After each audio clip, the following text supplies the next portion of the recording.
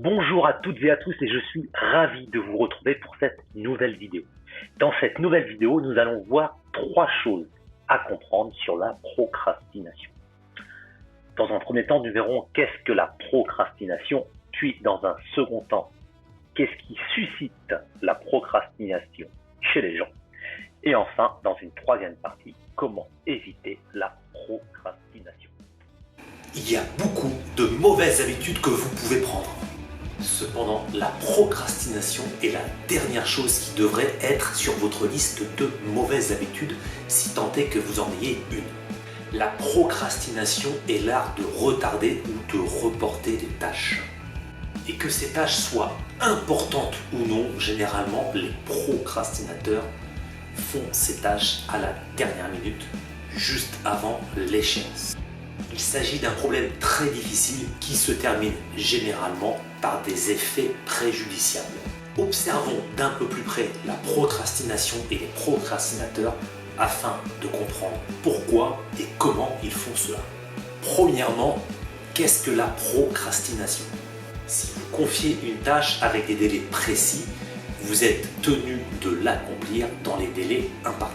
Une personne normalement rationnelle terminerait cette tâche avant l'échéance ou bien le jour de la date indiquée. Cependant, dans l'esprit d'un procrastinateur, les tâches assignées sont susceptibles d'être effectuées à la date de l'échéance et le temps avant celle-ci est passé ailleurs. Donc en gros, la procrastination consiste à mettre de côté des tâches pour un temps futur tout en profitant du temps libre non gagné. Deuxième partie, qu'est-ce qui suscite la procrastination chez les gens ? La plupart du temps, les personnes qui remettent tout à plus tard manquent d'aspects essentiels comme la motivation. Bien souvent, lorsque la motivation pour faire quelque chose est absente, les gens tombent dans la procrastination. Ils ont alors l'impression qu'aucune récompense ne les attend après avoir terminé leur tâche.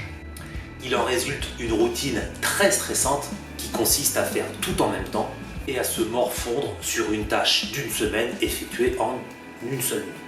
Troisième partie, comment éviter la procrastination ? Aussi simple que cela soit, vous pouvez éviter la procrastination. La motivation et la gestion du temps font partie des nombreuses choses que vous pouvez faire pour rester sur la bonne voie et terminer vos tâches à temps. Se motiver et mettre en avant l'idée d'une récompense après avoir terminé vos tâches est une bonne méthode psychologique pour éviter la procrastination. Une autre chose est la gestion du temps. Chaque jour, nous savons que chaque seconde compte. Garder une trace de son emploi du temps et se mettre à jour est une méthode vraiment efficace. Enfin et surtout, toutes les méthodes imaginées pour éliminer la procrastination sont inefficaces si elles ne sont pas tout simplement appliquées. Bien sûr, planifier un bon calendrier pour vos tâches ou créer un système de récompense pour vous-même semble plutôt bien, mais ne vaut rien si vous ne mettez pas tout cela en pratique. En fait, ces procrastinateurs aiment planifier et ils le font sans que ces plans ne se concrétisent jamais. La planification, la motivation, la gestion du temps sont des choses qui peuvent vous aider. Vous pouvez également vous faire aider d'un coach, d'un hypnothérapeute.